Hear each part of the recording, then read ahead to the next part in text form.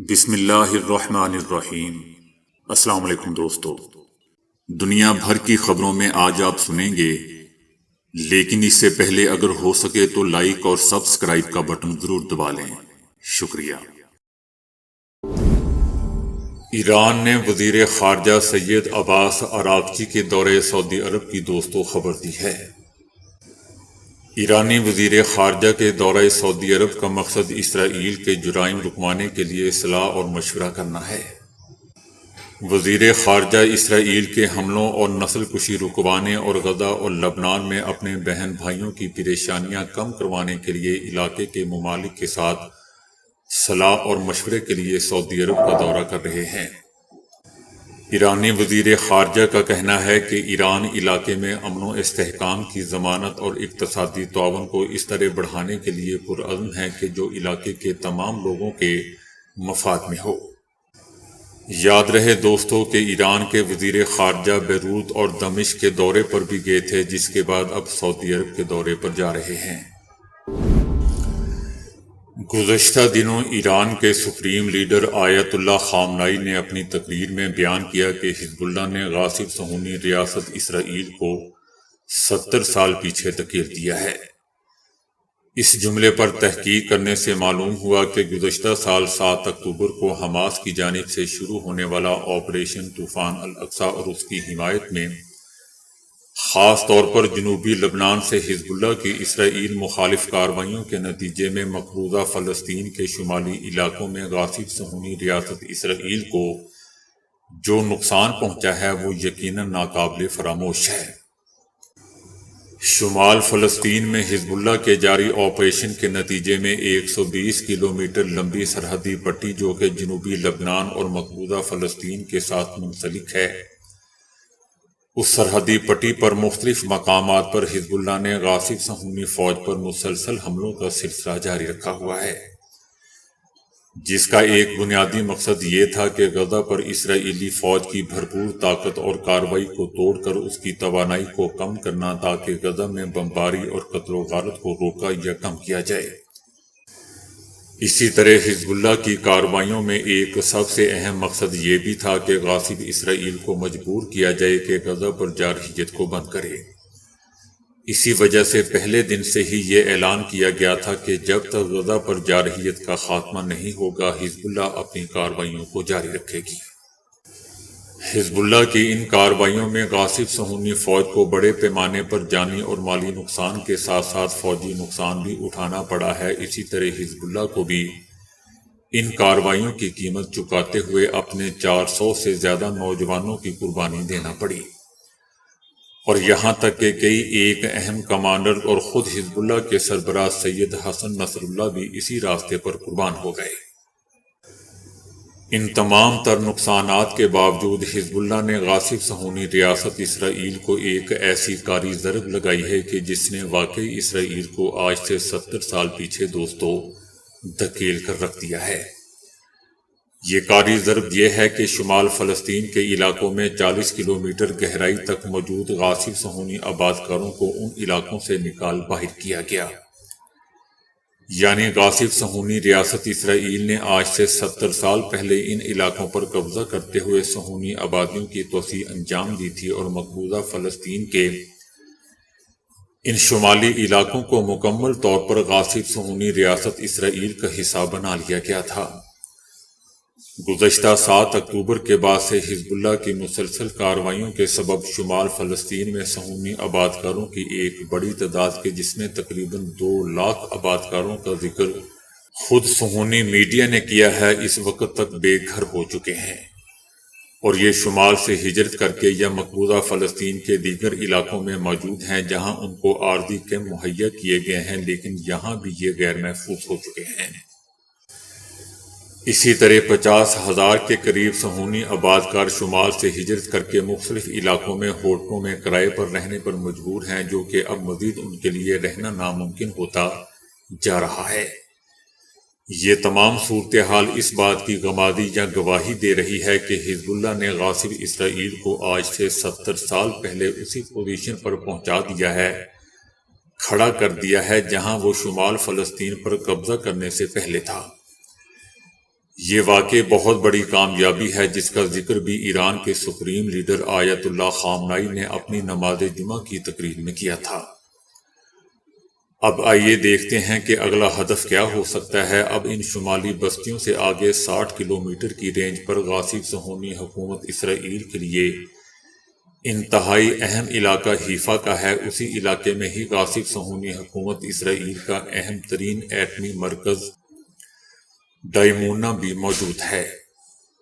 اب مشاہدہ کیا جا رہا ہے کہ حزب اللہ مسلسل اپنی میزائلوں کی رینج بڑھا رہی ہے، کیونکہ پہلے 40 کلومیٹر کے علاقے میں غاصب صہیونی فوج کے اہداف کو نشانہ بنایا جا رہا تھا، لیکن اب حزب اللہ نے جن ہتھیاروں اور میزائلوں کو متعارف کروایا ہے وہ 60 کلومیٹر اور 80 کلومیٹر سمیت 120 کلومیٹر غاصب اسرائیل کے اندر تک، یعنی تل ابیب جس کا فلسطینی نام یافا ہے، اس کو نشانہ بنا رہے ہیں۔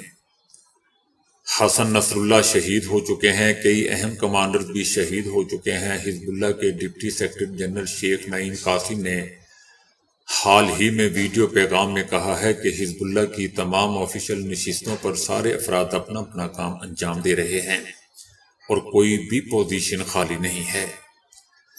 یہ یقیناً دوستو ایک بہت ہی اہم بیانیہ ہے جو کہ خود غاصب صہیونی حکومت اسرائیل کی تمام تر تخریب کرانہ کارروائیوں کا منہ توڑ جواب ہے۔ حزب اللہ نے اب مسلسل حیفا کو نشانہ بنانے کا عمل جاری رکھا ہوا ہے۔ حزب اللہ کے شہید قائد حسن نصر اللہ نے متعدد مرتبہ اسرائیل کو وارننگ دی تھی کہ اگر اسرائیل لبنان کی شہری آبادیوں کو نشانہ بنائے گا تو پھر اسرائیل کے صہیونی آباد کار بھی محفوظ نہیں رہیں گے۔ اسی طرح اگر لبنان میں سرکاری عمارتوں اور ایئرپورٹس کو نشانہ بنائے گا تو غاصب صہیونی حکومت کی سرکاری عمارتوں اور ایئرپورٹس کو بھی حزب اللہ نشانہ بنائے گی۔ آج حزب اللہ کی جاری کارروائیوں میں دوستو باقاعدہ حیفا میں اہم مراکز پر میزائل اپنے ہدف کو نشانہ بنا رہے ہیں۔ حزب اللہ کے جوان اپنی شہید قائد کی وصیت کے مطابق آنکھ کے بدلے آنکھ لینے کے فارمولے پر کام کر رہے ہیں۔ حیفا پر مسلسل میزائلوں کی بارش اور حزب اللہ کی کارروائیوں نے اس شہر میں بسنے والے 3 لاکھ صہیونی آباد کار ہجرت کرنے پر مجبور ہو رہے ہیں۔ پہلے ہی 2 لاکھ صہیونی آباد کار شمالی فلسطین کے مختلف علاقوں سے ہجرت کر کے نکل چکے ہیں اور علاقوں کو خالی کر چکے ہیں، اور اب حیفا کی باری بھی آ چکی ہے۔ حیفا کے خالی ہونے کے بعد یہ سلسلہ رکے گا نہیں دوستو، بلکہ اسی طرح آگے بڑھے گا اور تل ابیب تک چلا جائے گا۔ اور دوسری طرف حماس کی کارروائیوں کے نتیجے میں غزہ سے طول کرم اور مغربی کنارے کی طرف بڑھتا ہوا بہت جلد غاصب صہیونی ریاست اسرائیل کی نابودی کا سبب بن جائے گا۔ خلاصہ یہ ہے کہ شمال فلسطین کے بعد اب حیفا صہیونی آباد کاروں کے رہنے کی جگہ نہیں رہا ہے۔ حیفا سے بھاگتے ہوئے صہیونی آباد کار خود اسرائیلی غاصب حکومت کے لیے دردسر بن چکے ہیں۔ یہ سب وہ کامیابیاں ہیں جو حماس اور حزب اللہ نے 7 اکتوبر کے بعد سے اب تک حاصل کی ہیں، اور غاصب صہیونی ریاست اسرائیل کو 70 سال پیچھے دھکیل دیا گیا ہے۔ معروف کاروباری شخصیت اور chairman trade development authority of Pakistan Zubair Motiwala کا کہنا ہے کہ army chief general Asim Munir نے یقین دہانی کروائی ہے کہ بجلی کی فی یونٹ قیمت تقریباً 25 روپے ہو جائے گی۔ ان کا کہنا تھا کہ ہماری صنعتیں بند ہو رہی ہیں، گیس کی قیمت شاید کم نہ ہو لیکن بجلی کی قیمتوں میں کمی متوقع ہے۔ ان کا کہنا تھا کہ پچھلے سال کی نسبت ٹیکسٹائل کی $3 ارب ایکسپورٹ کم ہوئی ہے۔ ان کا کہنا تھا کہ chief of army staff general Asim Munir نے یقین دہانی کروائی ہے کہ بجلی کی فی یونٹ قیمت 25 روپے تک ہو جائے گی۔ روس نے امریکہ کی جانب سے حوثیوں کو مسلح کرنے کے الزامات بے بنیاد قرار دیتے ہوئے کہا کہ یمن کی حمایت کرتے رہیں گے۔ امریکہ نے الزام لگایا تھا کہ یوکرین کے لیے امریکی حمایت جاری رکھنے کے جواب میں یمن میں حوثی گروپ کو ہتھیار فراہم کیے گئے ہیں۔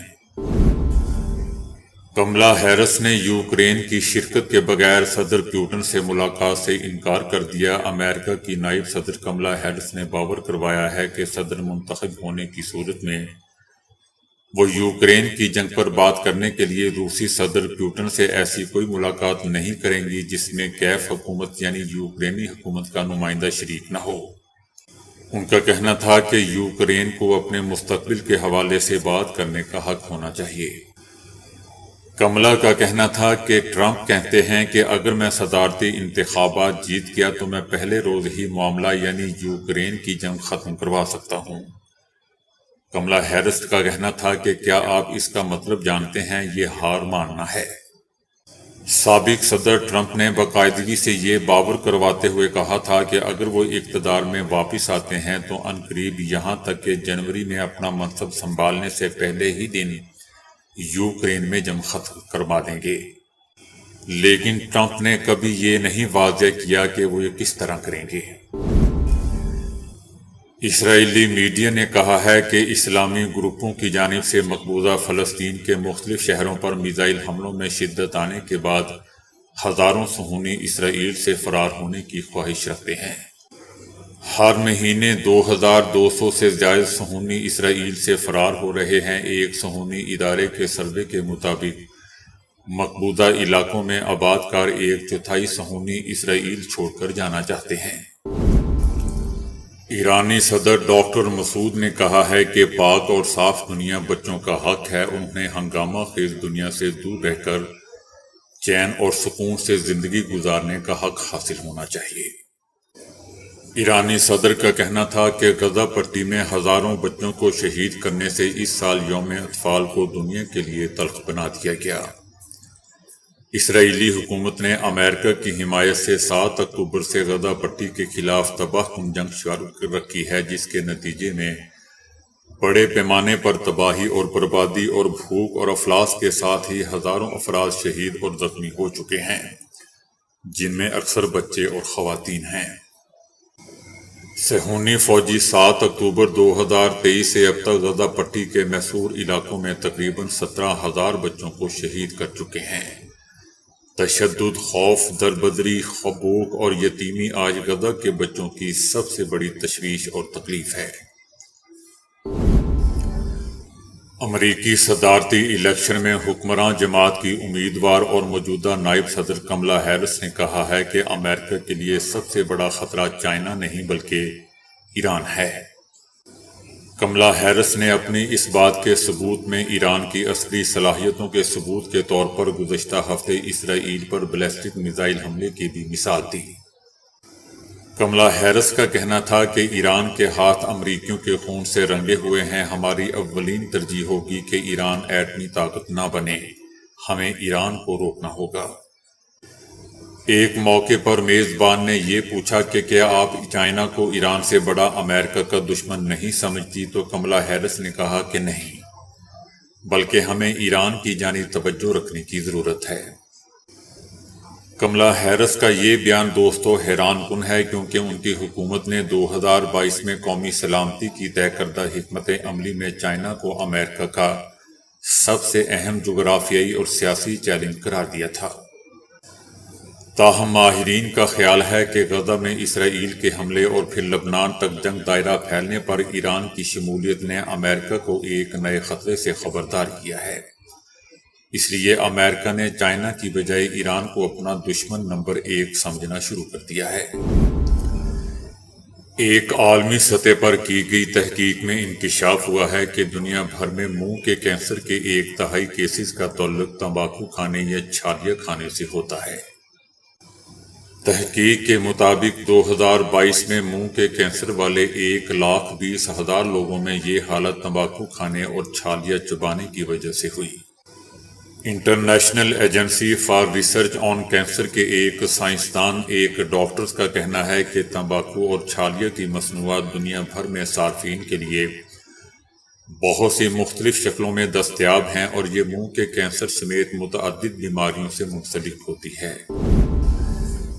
ایک امریکی صحافی باب وڈورڈ نے اپنی نئی کتاب میں انکشاف کیا ہے کہ صدر جو بائیڈن نے اسرائیلی فوجیوں کے رفح میں داخل ہونے پر طیش میں آ کر نیتن یاہو کو بدکار جھوٹا قرار دیا تھا۔ CNN کے مطابق امریکی صحافی کی نئی کتاب جنگ کے اقتباس میں لکھا ہے کہ 2024 کے موسم بہار کے دوران امریکی صدر اور اسرائیلی وزیر اعظم کے درمیان تعلقات تیزی سے کشیدہ ہوتے چلے گئے تھے۔ کتاب میں لکھا ہے کہ اسرائیلی فوجیوں کی رفح میں داخل ہونے پر امریکی صدر جو بائیڈن نے وزیر اعظم نیتن یاہو کو ایک بدکردار جھوٹا قرار دیا تھا، جبکہ فضائی حملے میں حزب اللہ کے اعلیٰ کمانڈر کی شہادت پر نیتن یاہو پر غصے ہوئے تھے، برہم ہوئے تھے۔ امریکی صحافی کے بقول صدر جو بائیڈن نے اسرائیلی وزیر اعظم کو آپریشن کے لیے کوئی حکمت عملی نہ ہونے پر طیش میں آ گئے تھے اور کہا کہ اسی لیے اسرائیل کو دنیا بھر میں ایک بدماش ریاست کے طور پر سمجھا جاتا ہے۔ نیتن یاہو نے امریکی صدر جو بائیڈن کو بتایا تھا کہ اسرائیل کو غزہ اور مصر کے سرحدی شہر رفح میں اس لیے جانا پڑا کیونکہ یہ حماس کا آخری گڑھ بن گیا ہے، جس پر امریکی صدر نے کہا کہ بی بی دوستو اسرائیلی وزیر اعظم نیتن یاہو کا نک نیم ہے۔ صدر جو بائیڈن نے کہا کہ بی بی آپ کے پاس کوئی حکمت عملی نہیں ہے اور سخت الفاظ ادا کیے۔ اپنی آنے والی کتاب جنگ میں امریکی صحافی نے اسرائیل حماس جنگ کی طرح یوکرین روس جنگ سے متعلق بھی کئی خفیہ گفتگو کا حوالہ دیا ہے۔ یاد رہے دوستو کہ امریکی صحافی 1972 میں واٹر گیٹ اسکینڈل کو بے نقاب کرنے والے تفتیشی ٹیم کا حصہ ہونے پر عالمی شہرت حاصل کر چکے ہیں۔ اسی اسکینڈل پر امریکی صدر کو مستعفی بھی ہونا پڑا تھا۔ مقبوضہ وادی میں ترقی اور خوشحالی کے بھارتیہ جنتا پارٹی کے دعوے دھرے کے دھرے رہ گئے کشمیریوں نے بی جے پی کے غرور کو خاک میں ملا دیا۔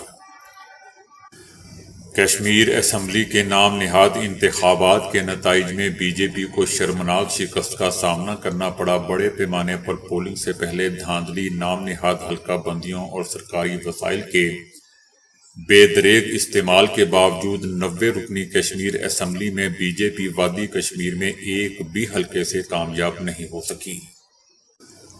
اگرچہ بی جے پی نے انتخابات میں 29 نشستیں حاصل کی ہیں، تاہم اس کے امیدوار ہندو اکثریتی جموں سے کامیاب ہوئے ہیں۔